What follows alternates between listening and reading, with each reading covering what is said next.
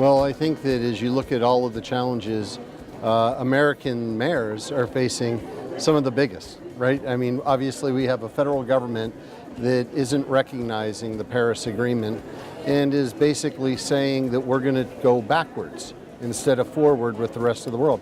So in the United States, what you're seeing happen is new partnerships are being built, but they're being built at a regional level. Cities are partnering with universities and hospitals, large institutions, corporations, and we're taking on the standards of the Paris Agreement in order to be able to meet them ourselves. And that's important because it really doesn't matter what federal governments say. They're in the position of being able to provide resources to help people get to those goals. But what really matters is what individuals and regions are doing in order to implement it. That's where it really gets done. And we know that so much of our carbon footprint is made up by cities around the world that it really becomes imperative that cities take the lead.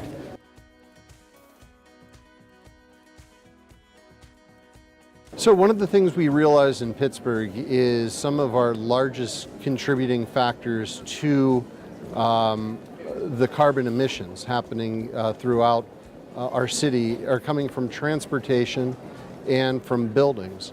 So we have partnered with all of our downtown corporations, then all of the skyscrapers, together with the city and county government, to be able to make changes to the building to greatly reduce the amount of energy that's needed.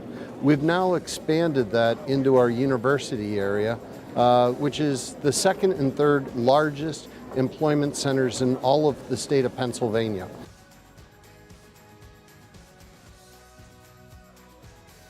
Yeah, there's really two parts of that equation of being able to move faster. The one is the critical part of science in being able to do what we can as soon as possible, and we realize that that's absolutely critical. But the other part of it is the human side, in putting people first, because we want a just transition that occurs, and the social impacts that happen in a quick transition can't affect those who need the most help. So we want to make sure that we're taking care of workers that may have worked in the fossil fuel industry before just cutting off fossil fuel. We realize that we're not even able to go to an electric vehicle system in the United States because we haven't built up our grid enough for the capacity. So there's a transition that has to happen within those types of things. However, there are so many other initiatives that don't affect people but would help the planet, and we need to have the resources made available so that on the regional level and the local level we can actually make it happen. I'll give you an example.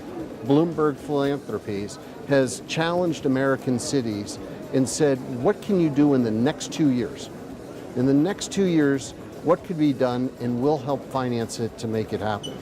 We need that same type of challenge across the earth in order to see cities all over the globe being challenged and also being the resources to make sure it happens.